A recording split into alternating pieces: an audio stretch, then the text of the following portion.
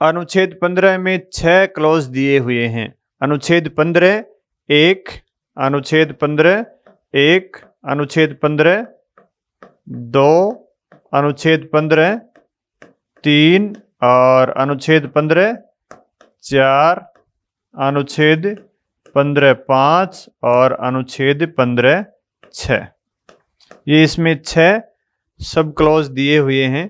तो आइए देखते हैं अनुच्छेद 15 में किन किन प्रावधानों पर चर्चा की गई है। अनुच्छेद 15(1) में विभिन्न आधारों पर भेदभाव पर प्रतिबंध लगाया गया है। अनुच्छेद 15(1) कहता है कि राज्य के द्वारा नागरिकों के मध्य केवल धर्म, मूलवंश, जाति, लिंग एवं जन्म स्थान के आधार पर भेदभाव नहीं किया जाएगा। जन्म स्थान के आधार पर भेदभाव नहीं किया जाएगा। भेदभाव कौन नहीं करेगा? राज्य नहीं करेगा। किसके साथ नहीं करेगा? नागरिकों के साथ नहीं करेगा। और किन आधारों पर नहीं करेगा? केवल धर्म के आधार पर, मूलवंश के आधार पर, जाति के आधार पर, लिंग के आधार पर और जन्म स्थान के आधार पर। यानी 5 आधार दिए गए हैं। कितने आधारों पर भेदभाव की मनाही की गई है? धर्म, मूलवंश, जाति, लिंग, जन्म स्थान। इन आधारों पर भेदभाव नहीं किया जा सकता, अन्य आधारों पर किया जा सकता है। क्योंकि इनके पहले क्या लिखा हुआ है? केवल शब्द लिखा हुआ है कि केवल इन आधारों पर भेदभाव नहीं किया जा सकता। और भेदभाव कौन नहीं करेगा? राज्य नहीं करेगा। किसके साथ नहीं करेगा? नागरिकों के साथ नहीं करेगा। किन आधारों पर नहीं करेगा? इन आधारों पर नहीं करेगा। आपको ये जो 5 आधार हैं ये याद होने चाहिए। कई बार परीक्षा में प्रश्न पूछ लेते हैं कि अनुच्छेद 15 में कौन सा आधार नहीं दिया गया है। तो धर्म आप जानते हो। मूलवंश का मतलब है शारीरिक लक्षणों के आधार पर मूलवंश निर्धारित होता है। जैसे मंगोलाइड हैं, आर्य प्रजाति के लोग हैं, चीनी लोग आपने देखे होंगे, अफ्रीका के लोग आपने देखे होंगे, यूरोप के लोग देखे होंगे, भारतीय लोग देखे होंगे।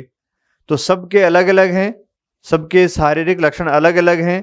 कोई काले रंग का है, कोई गोरा है, किसी का चेहरा चपटा है, किसी का हाइट कम है, किसी की हाइट ज्यादा है। तो मूलवंश क्या होता है या प्रजाति क्या होती है? शारीरिक लक्षणों के आधार पर तय होती है।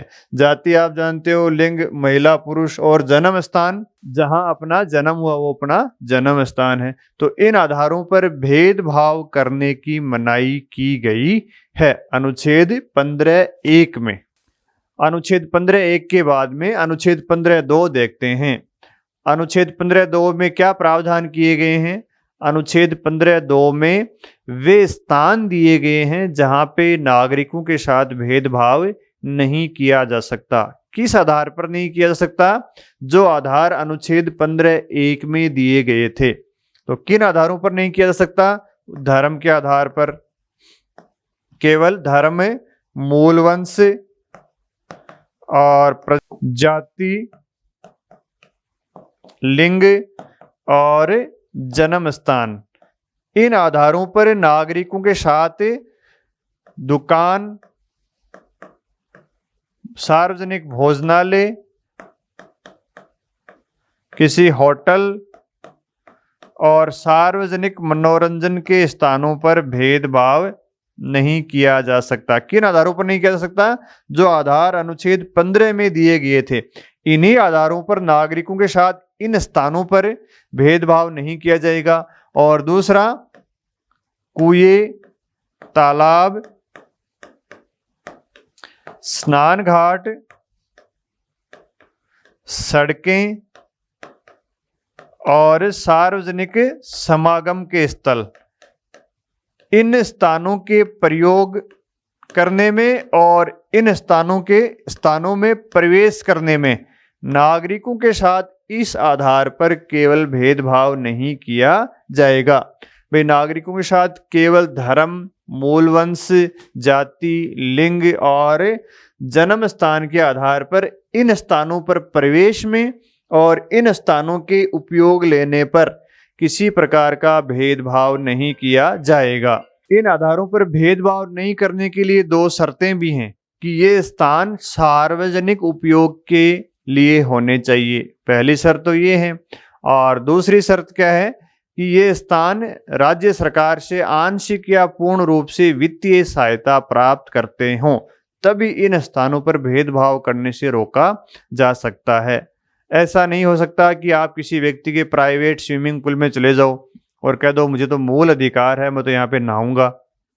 या किसी की कोई बर्थडे पार्टी चल रही है किसी होटल में, तो आप कह दोगे मैं बर्थडे पार्टी देखूंगा भी और खाना भी खाऊंगा क्योंकि मुझे मूल अधिकार है, मुझे आप रोक नहीं सकते। तो ऐसा नहीं होता है। जो स्थान है वो सार्वजनिक उपयोग के लिए हों और उसमें राज्य के द्वारा आंशिक रूप से या पूर्ण रूप से वित्तीय सहायता मिलती हो, तभी नागरिकों के साथ इन आधारों पर, इन स्थानों पर भेदभाव नहीं किया जा सकता। आपको किसी सड़क पर चलने से रोका जा सकता है सुरक्षा की दृष्टि से। अब ये सारे प्रावधान इसलिए किए गए हैं क्योंकि ब्रिटिश काल में भारतीयों के साथ इन आधारों पर, इन स्थानों पर भेदभाव होता था। जैसे कई जगह ब्रिटिश काल में होटलों पर, कई रेस्टोरेंट में ये लगाया हुआ होता था कि dogs and Indians are not allowed, भारतीय और कुत्ते यहाँ पे प्रवेश के लिए अलाउ नहीं हैं। और डॉक्टर भीमराव अंबेडकर का भी प्रभाव है क्योंकि भीमराव अंबेडकर के साथ मंदिरों में, कुओं पर, तालाबों पर कई प्रकार के भेदभाव किए जाते थे। पुराने जमाने में लोगों के साथ भेदभाव होते थे, तो उस भेदभाव को समाप्त करने के लिए, समाज में समानता स्थापित करने के लिए, यानी सामाजिक समानता के लिए अनुच्छेद जोड़ा है। सभी व्यक्तियों को एक समान बनाया गया है। फिर आता है अनुच्छेद 15(3). अनुच्छेद 15(3) किसकी बात करता है?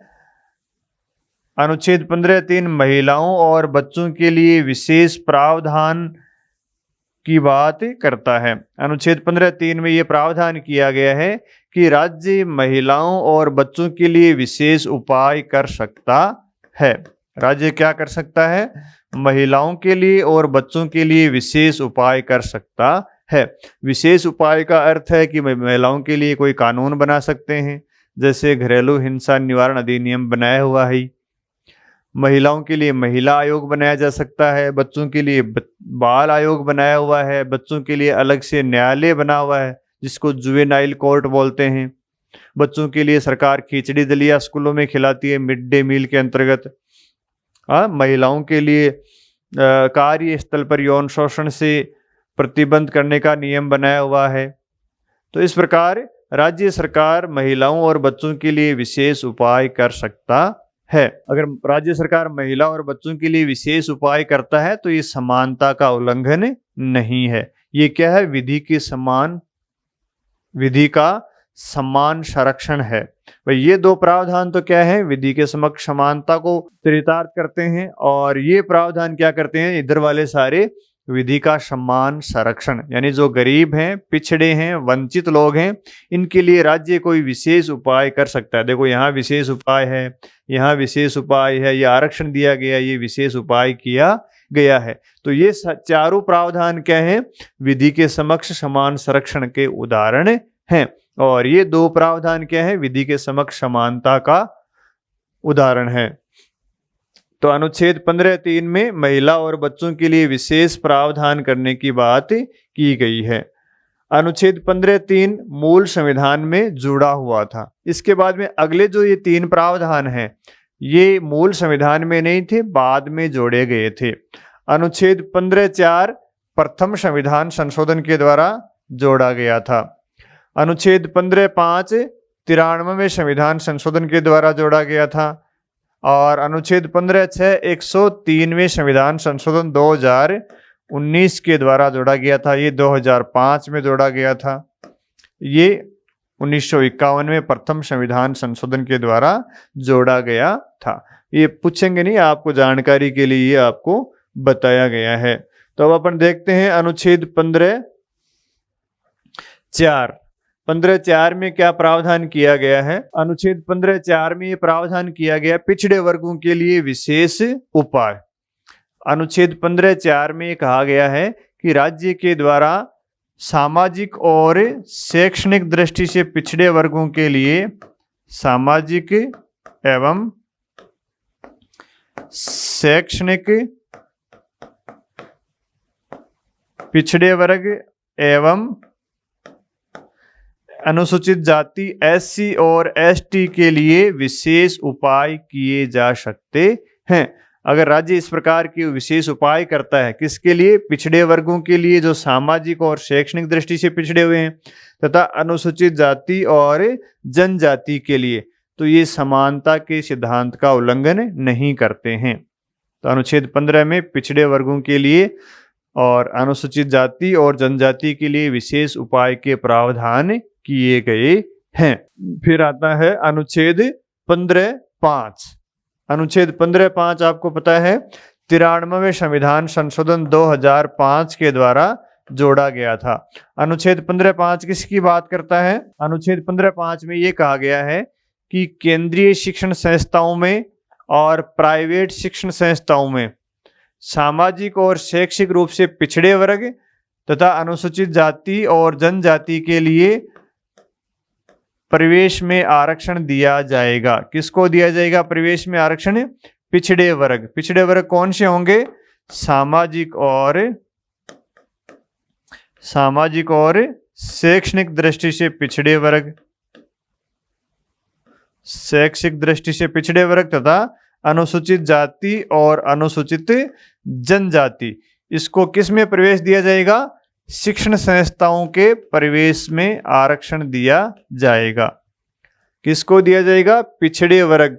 पिछड़े वर्ग कौन से होंगे? सामाजिक और शैक्षिक दृष्टि से पिछड़े तथा अनुसूचित जाति और जनजाति को केंद्रीय शिक्षण संस्थाएं जैसे एम्स हो गई, डीयू हो गई, आईआईटी हो गई, आईआईएम हो गए, और प्राइवेट शिक्षण संस्थाओं में प्रवेश में आरक्षण दिया जाएगा। ये प्रावधान अनुच्छेद 15(5) के द्वारा जोड़ा गया था। लेकिन अल्पसंख्यक शिक्षण संस्थान में यह आरक्षण लागू नहीं होगा। कहाँ लागू नहीं होगा? अल्पसंख्यक संस्थानों में ये आरक्षण लागू नहीं होगा। तो आपको इसमें ध्यान में रखना है कि आरक्षण दिया किसको गया है? पिछड़े वर्ग जो सामाजिक और शैक्षिक दृष्टि से हैं, अनुसूचित जाति और जनजाति को। कहाँ दिया गया है? केंद्रीय शैक्षणिक संस्थाओं में और प्राइवेट शैक्षणिक संस्थाओं में प्रवेश में आरक्षण दिया गया अनुच्छेद 15(5) के द्वारा। और फिर आता है अनुच्छेद 15(6). 15(6) में भी यही प्रावधान किए गए हैं कि एक तो ईडब्ल्यूएस के लिए क्या प्रावधान किए गए? तो ईडब्ल्यूएस क्या है? ईडब्ल्यूएस है इकोनॉमिक वीकर सेक्शन। ईडब्ल्यूएस ये क्या हो गया? ईडब्ल्यूएस इकोनॉमिक वीकर सेक्शन यानी आर्थिक दृष्टि से पिछड़ा वर्ग। आर्थिक दृष्टि से पिछड़ा वर्ग का क्या अर्थ होता है? किसी भी जाति का व्यक्ति हो जो गरीब हो, जिसकी आय निश्चित नहीं हो, जिसके पास सरकार द्वारा निर्धारित संपत्ति नहीं हो, उसको क्या बोलते हैं? ईडब्ल्यूएस बोलते हैं। जो आर्थिक दृष्टि से गरीब हो, आर्थिक दृष्टि से पिछड़ा हुआ हो, उसको क्या बोलते हैं? ईडब्ल्यूएस बोलते हैं। तो अनुच्छेद 15(6) के द्वारा ईडब्ल्यूएस के लिए विशेष उपाय करने के प्रावधान किए गए हैं। साथ ही प्राइवेट और केंद्रीय शैक्षणिक संस्थाओं में ईडब्ल्यूएस को 10% प्रवेश में आरक्षण के प्रावधान किए गए हैं। अनुच्छेद 15(6) में किसके प्रावधान किए गए हैं? पहला किया गया ईडब्ल्यूएस के लिए विशेष उपाय किए जा सकते हैं, और दूसरा प्रावधान किया गया है ईडब्ल्यूएस को केंद्रीय शैक्षणिक संस्थाओं में प्रवेश में 10% आरक्षण दिया जाएगा। ये प्रावधान संविधान के 103वें संशोधन 2019 के द्वारा जोड़े गए थे। कब जोड़े गए थे? 103वें संविधान संशोधन 2019 के द्वारा।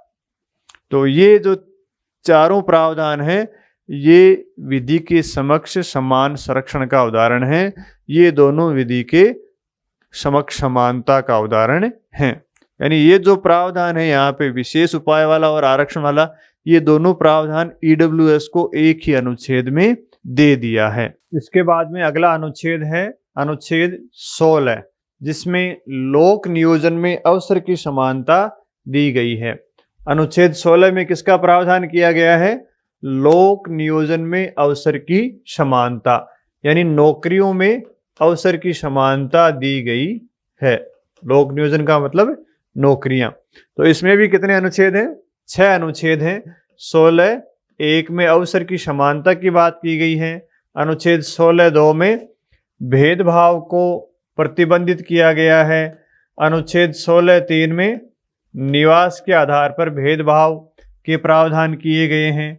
और अनुच्छेद 16(4) में पिछड़े वर्गों को रोजगार या नियुक्ति में आरक्षण की प्रावधान किए गए हैं। 16(5) में धार्मिक संस्थाओं को आरक्षण के प्रावधान है। और अनुच्छेद 16(6) में ईडब्ल्यूएस को आरक्षण के प्रावधान के बारे में चर्चा की गई है। तो ये देखते हैं अनुच्छेद 16(1) में क्या प्रावधान दिए गए हैं।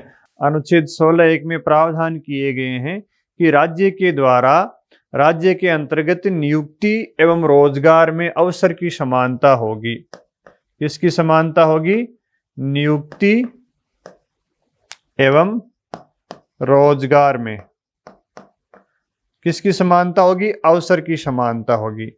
नियुक्ति और रोजगार में अवसर की समानता कौन देगा? राज्य देगा। तो राज्य के अंतर्गत पदों की नियुक्ति और रोजगार में अवसर की समानता दी जाएगी। अनुच्छेद 16(1) में ये प्रावधान किया गया है। तो यहाँ पे नियुक्ति और रोजगार का क्या अर्थ है?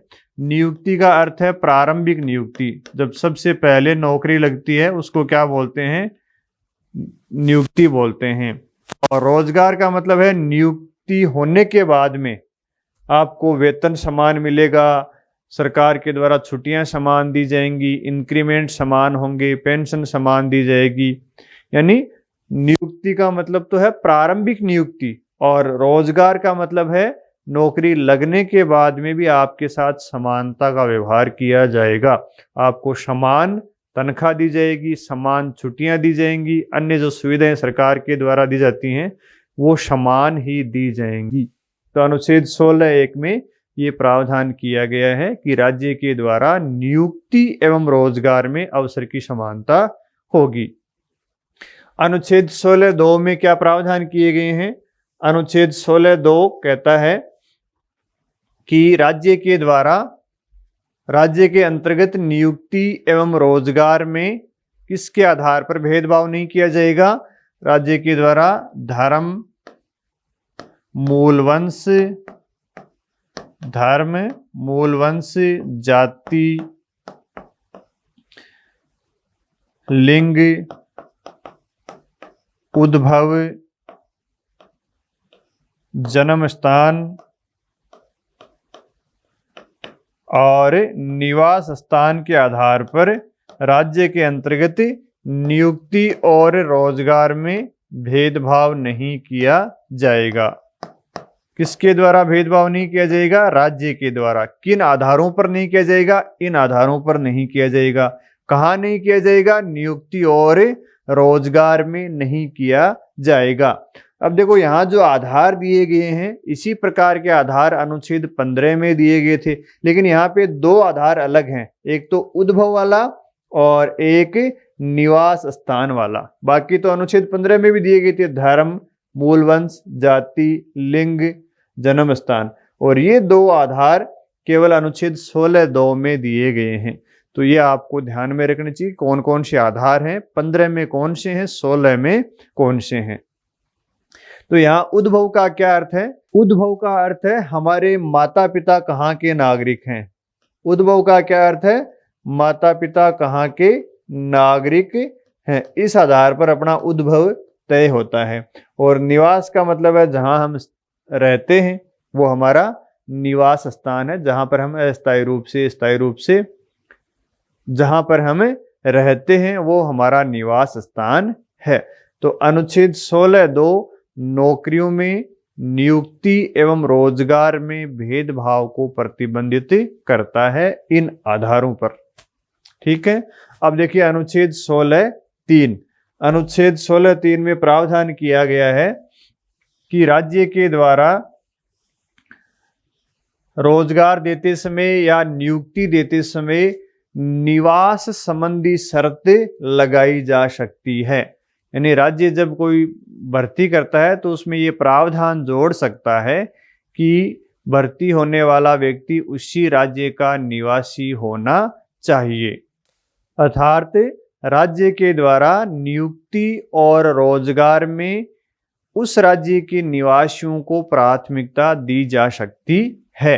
जैसे राजस्थान में कोई नौकरी निकाले तो उसमें ये प्रावधान किया जा सकता है कि राजस्थान के निवासी उस नौकरी के लिए योग्य हैं। इस प्रकार के प्रावधान अनुच्छेद 16(3) में किए गए हैं। निवास के आधार पर भेदभाव किया जा सकता है।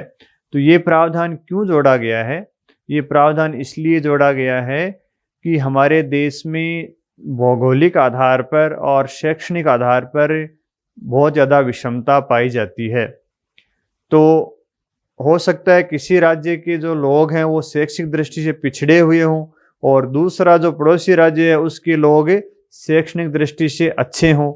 तो पिछड़े राज्य में जो नौकरियां निकलती हैं उन नौकरियों पर उसका जो पड़ोसी राज्य है जहाँ के लोग पढ़ने लिखने में ज़्यादा इंटेलिजेंट है वो सारी नौकरियां हथिया लेंगे। तो उस राज्य जहाँ नौकरी निकली है उसके मूल निवासियों को कुछ मिलेगा ही नहीं।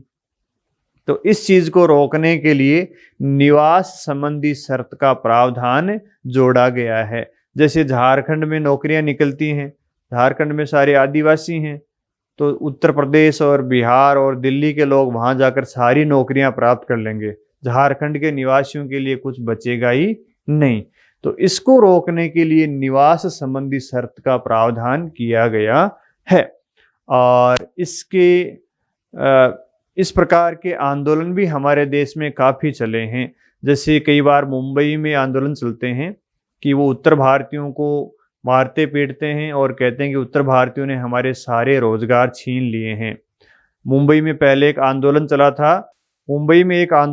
था, लुंगी भगाओ पुंगी बजाओ। मुंबई में मलयालम लोग सबसे ज़्यादा आ गए थे एक बार, तो वहाँ के रोजगार, वहाँ के संसाधनों पर उनका अधिकार हो गया था। इसलिए मुंबई के लोगों ने कहा कि भाई मुंबई के जो संसाधन है, यहाँ के जो रोजगार हैं, नौकरियां हैं, इन पर पहला अधिकार हमारा होना चाहिए। और मुंबई में उत्तर भारतीयों को भी कई बार खदेड़ा जाता है। तो इस प्रकार के आंदोलन भिन्न भिन्न राज्यों में चलते हैं, जिसको क्या बोलते हैं? धरती पुत्र का आंदोलन कहते हैं, सन ऑफ द सॉइल कहते हैं, सन्स ऑफ सॉइल का आंदोलन कहते हैं। क्या कहते हैं? धरती पुत्र या भूमि पुत्र का आंदोलन। क्या बोलते हैं? धरती पुत्र या भूमि पुत्र का आंदोलन, सन्स ऑफ सॉइल। क्या कहा जाता है? Sons of soil. Sons of soil का क्या अर्थ है? कि किसी राज्य के संसाधनों पर, किसी राज्य की नौकरियों पर पहला अधिकार उस राज्य में रहने वाले लोगों का होगा। जैसे उत्तर प्रदेश में नौकरियां हैं तो उत्तर प्रदेश की नौकरियों पर पहला अधिकार किसका होगा? उत्तर प्रदेश के निवासियों का होगा। इसको क्या बोलते हैं? सन्स ऑफ सॉइल या धरती पुत्र या भूमि पुत्र की अवधारणा बोलते हैं। यानी एक भूभाग में पाए जाने वाले रोजगार पर पहला अधिकार उस भूभाग में रहने वाले लोगों का होगा। इसको धरती पुत्र या भूमि पुत्र का आंदोलन कहते हैं। इसको सन्स ऑफ सॉइल भी कहा जाता है। तो अनुच्छेद 16(3) इसकी बात करता है। तो ये सन्स ऑफ सॉइल या भूमि पुत्र की अवधारणा कौन से अनुच्छेद से जुड़ी हुई है? 16(3) से। फिर आता है अनुच्छेद 16(4). अनुच्छेद 16(4) में ये प्रावधान किया गया है कि राज्य के द्वारा नियुक्ति और रोजगार में पिछड़े वर्गों को आरक्षण दिया जा सकता है। अनुच्छेद 16 किसकी बात करता है? नियुक्ति और रोजगार में आरक्षण की बात करता है। अनुच्छेद 16(4). तो अनुच्छेद 16(4) में 2-3 बातें हैं। पहली बात कही है कि राज्य के पिछड़े वर्गों को नियुक्ति एवं पदों में आरक्षण दिया जा सकता है। आरक्षण दिया जा सकता है। ये आरक्षण कब दिया जा सकता है? इसके पीछे शर्त क्या है? शर्त ये है कि पिछड़े वर्गों का नौकरियों में या सेवाओं में अपर्याप्त प्रतिनिधित्व, नौकरियों में अपर्याप्त प्रतिनिधित्व हो, यानी उनकी जनसंख्या के अनुपात में पर्याप्त नौकरियां नहीं हो, तब दिया जा सकता है। और दूसरी शर्त है, ये अपर्याप्त प्रतिनिधित्व राज्य की राय में होना चाहिए। राज्य की राय के अनुसार, भाई राज्य के अनुसार अगर राज्य को ये लगता है कि नौकरियों में पिछड़े वर्गों का प्रतिनिधित्व पर्याप्त नहीं है, नौकरियों में पिछड़े वर्गों के लोग पर्याप्त संख्या में नहीं हैं, तो पिछड़े वर्गों के लोगों को नौकरियों में आरक्षण दिया जा सकता है। ये प्रावधान अनुच्छेद 16(4) में किया गया है, जो नौकरियों में आरक्षण की बात करता है। और सबसे ज्यादा हमारे देश में विवादास्पद यही अनुच्छेद है, इसी के द्वारा हमें आरक्षण दिया गया है। अब पिछड़े वर्ग में कौन लोग हैं?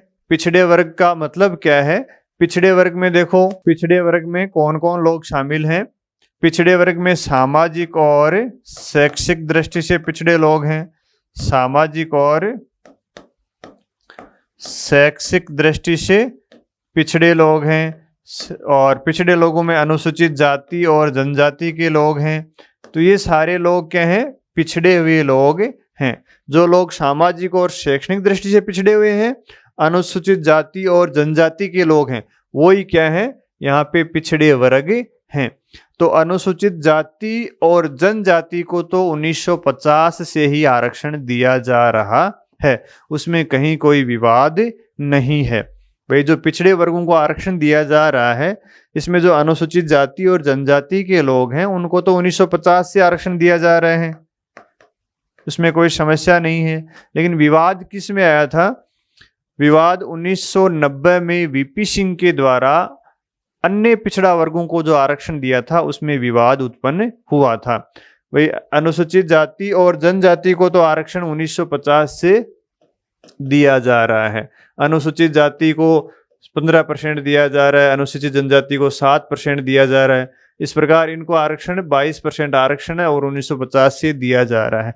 1990 में राजनीतिक कारणों से वीपी सिंह ने मंडल आयोग की रिपोर्ट को लागू किया था। मंडल आयोग की रिपोर्ट, मंडल आयोग की स्थापना जनता पार्टी के द्वारा 1979 में की गई थी और इस आयोग का पूरा नाम था बीपी मंडल। इस आयोग का गठन पिछड़े वर्गों की स्थिति के जांच के लिए, उनकी पहचान के लिए की गई थी। और इससे पहले पिछड़े वर्गों की जांच के लिए एक आयोग और बनाया था 1953 में, इसका नाम है काका कालेकर आयोग। काका कालेकर आयोग। तो पिछड़े वर्गों की जांच के लिए ये आयोग बनाए थे 1953 में, काका कालेकर आयोग।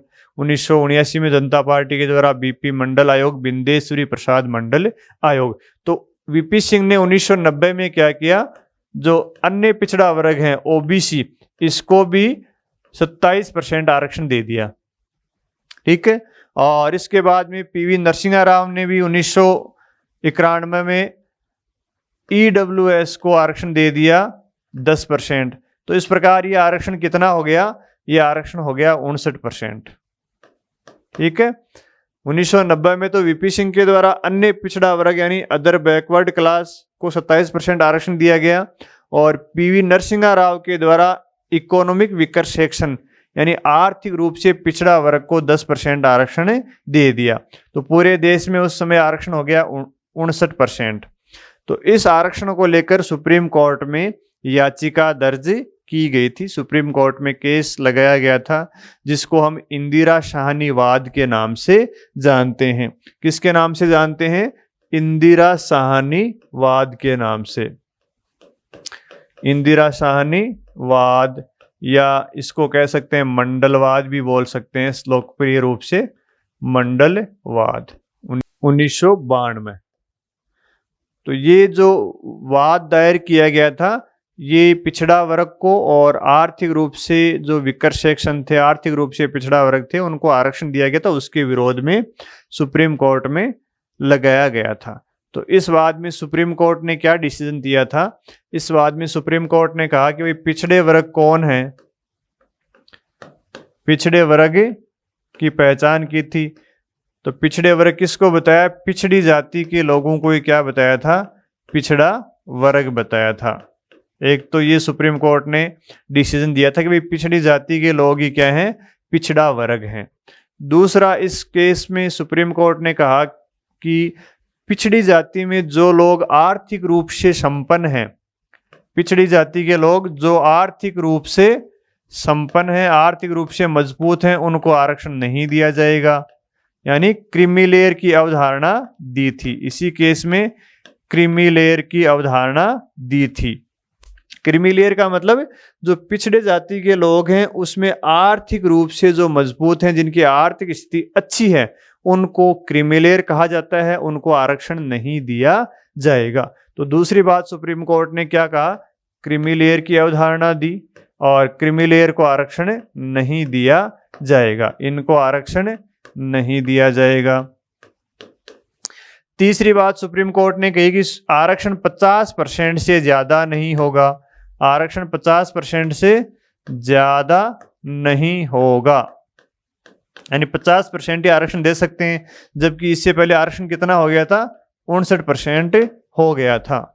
और सुप्रीम कोर्ट ने इस वाद में कहा कि भाई ईडब्ल्यूएस को जो आरक्षण दिया गया है 10%, ये आरक्षण अवैध है।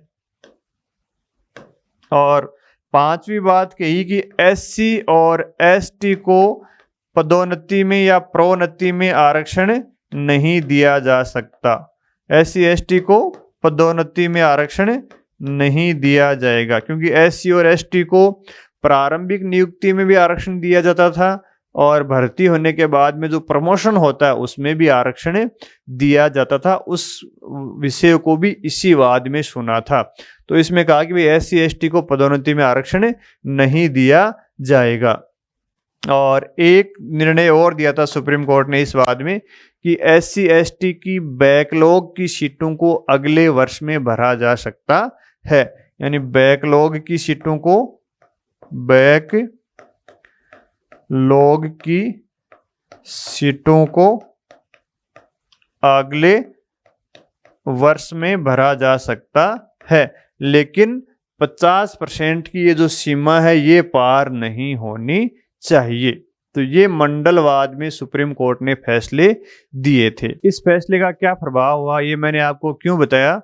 क्योंकि यहाँ पे तो दो चीजें दी गई हैं। एक तो एससी एसटी का पदोन्नति में आरक्षण का प्रावधान समाप्त कर दिया था इस वाद में, और दूसरा बैकलॉग की सीटों को अगले वर्ष में भरने की अनुमति सुप्रीम कोर्ट ने दे दी थी, लेकिन कहा कि आरक्षण 50% से ज्यादा नहीं होना चाहिए। तो ये निर्णय आने के बाद में, और वीपी सिंह के द्वारा जो पिछड़े वर्गों को 27% आरक्षण दिया गया था उसको क्या माना था? वैध माना था, और ईडब्ल्यूएस वाले को अवैध माना था।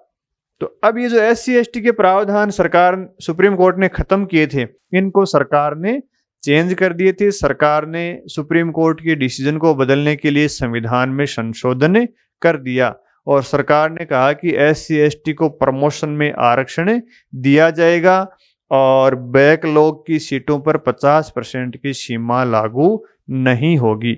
इन दोनों डिसीजनों को बदलने के लिए सरकार ने अनुच्छेद 16(4)(a) में, अनुच्छेद 16(4)(a) में ये प्रावधान जोड़ दिया और अनुच्छेद 16(4)(b) में ये प्रावधान जोड़ दिया। तो सुप्रीम कोर्ट के डिसीजन को बदलने के लिए सरकार के द्वारा अनुच्छेद 16(4)(a) जोड़ा गया। कौन सा जोड़ा गया? 16(4)(a) अनुच्छेद, जिसमें अनुसूचित जाति और जनजाति को पदोन्नति में आरक्षण दे दिया गया। और दूसरा जोड़ा गया अनुच्छेद 16(4)B, जिसमें बैकलॉग की सीटों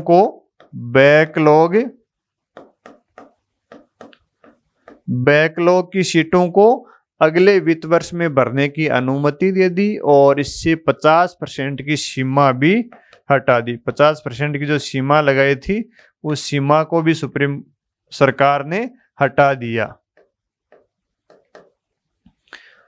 तो ये जो जोड़ा गया था पदोन्नति वाला प्रावधान, ये 77वें संविधान संशोधन के द्वारा जोड़ा गया था 1995 में।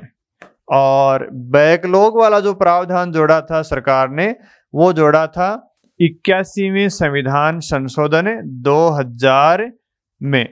ये प्रावधान 81वें संविधान संशोधन के द्वारा जोड़ा गया बैकलॉग वाला, और पदोन्नति में आरक्षण वाला जोड़ा गया था 77वें संविधान संशोधन 1995 के द्वारा।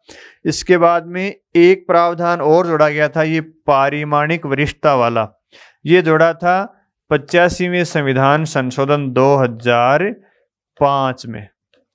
पारिणामिक वरिष्ठता क्या मतलब होता है? पारिमाणिक वरिष्ठता का मतलब होता है कि दो व्यक्ति हैं, एक जनरल का व्यक्ति है और एक एससी का व्यक्ति है। ये सन 2000 में टीचर लगे थे, 3rd ग्रेड के टीचर लगे थे।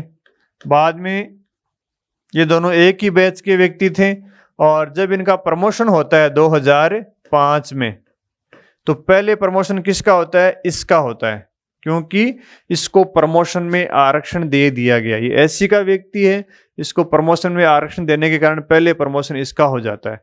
तो एक ही बैच के व्यक्ति थे, लेकिन ये 2005 में सीनियर हो गया।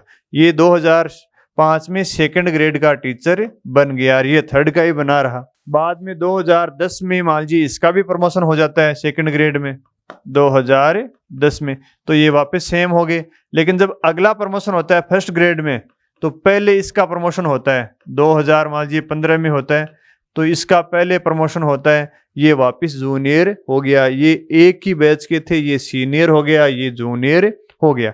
यानी पदोन्नति में बार बार आरक्षण मिलना, पदोन्नति में बार बार आरक्षण मिलना क्या होता है? पारिमाणिक वरिष्ठता होती है। यानी ये व्यक्ति एक बार सीनियर होने पर बार बार उस सीनियरिटी का लाभ लेगा, और ये व्यक्ति जो जनरल का था, दोनों एक ही बैच के थे, लेकिन इसको कभी भी पकड़ नहीं पाएगा। तो एक ही बैच के होने के बावजूद एससी का व्यक्ति तो सीनियर हो जाएगा और ये जूनियर रह जाएगा। यानी पदोन्नति में बार बार आरक्षण मिलना क्या होता है? पारिमाणिक वरिष्ठता कहलाती है। इस प्रकार ये अनुच्छेद 16(4) में ये दोनों प्रावधान जोड़े और 16(4)B में बैकलॉग का प्रावधान जोड़ा गया था। बैकलॉग का मतलब है, बैकलॉग का अर्थ भी समझ लो। देखो क्या होता है, जैसे 2022 में 100 भर्तियां आती हैं पुलिस की, तो जनरल की इसमें मान लीजिए हैं 50 सीटें, ओबीसी की इसमें सीटें हैं 27, एससी की सीटें हैं इसमें 15 और एसटी की सीटें हैं 7। ये सीटें हैं इनकी 2022 में।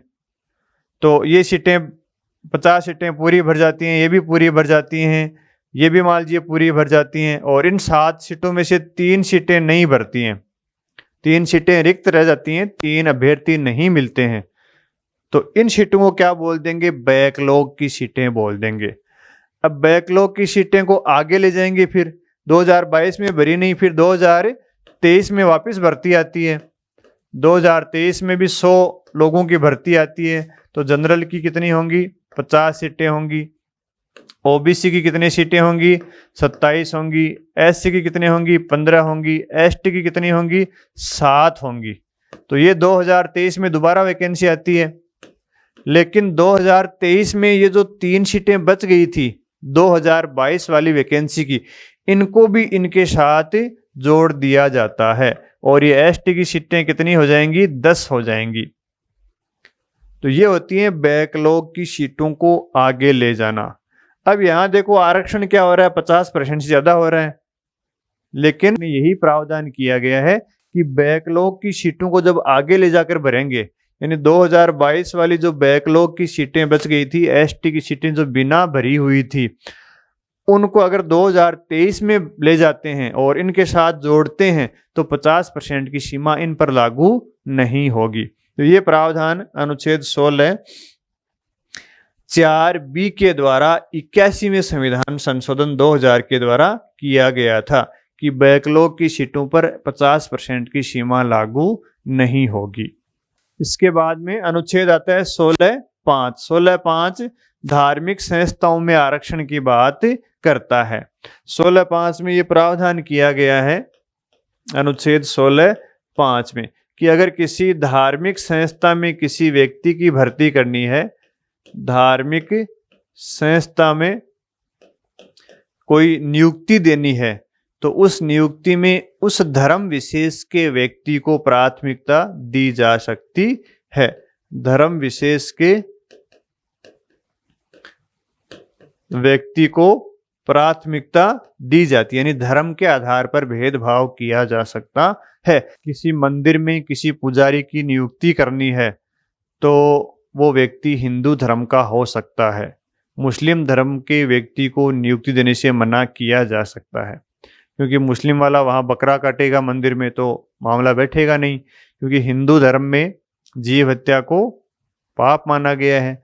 या फिर किसी मस्जिद में किसी मौलवी की नियुक्ति करनी है तो वहाँ पे हिंदू धर्म वाले व्यक्ति को रोका जा सकता है, वहाँ पे मुस्लिम धर्म वाले व्यक्ति की ही नियुक्ति का प्रावधान किया जा सकता है। यानी धार्मिक संस्थाओं में धर्म के आधार पर नियुक्ति की जा सकती है। कोई हिंदू व्यक्ति मस्जिद में नियुक्त हो जाएगा तो वो दारू पिएगा वहाँ पे जाके, तो इस्लाम में दारू के लिए मना किया गया है। तो इसलिए 16(5) में ये प्रावधान किया गया है कि धार्मिक संस्थाओं में धर्म के आधार पर नियुक्ति की जा सकती है। इसके बाद में आता है अनुच्छेद 16(6). 16(6) वाला ईडब्ल्यूएस को आरक्षण देता है। 16(6) अनुच्छेद 103वें संविधान संशोधन 2019 के द्वारा जोड़ा गया था। 16(6) में किसका प्रावधान है? ईडब्ल्यूएस को आरक्षण का प्रावधान है। 16(6) किसका प्रावधान करता है? आर्थिक रूप से पिछड़े वर्गों को आरक्षण का। आर्थिक रूप से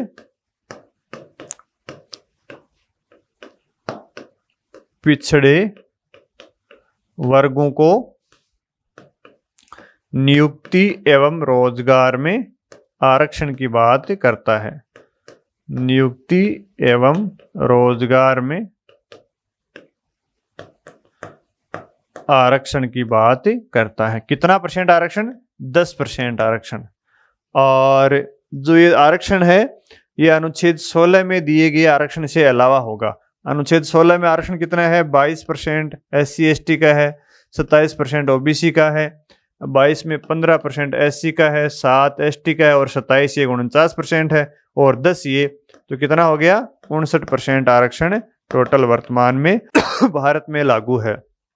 तो अनुच्छेद 16(6) किसकी बात करता है? ईडब्ल्यूएस को नौकरियों में आरक्षण की बात करता है। कितना %? 10%। और ये जोड़ा कब गया था? 103वें संविधान संशोधन के द्वारा 2019 में जोड़ा गया था। तो वर्तमान में आरक्षण कितना है? 59% है।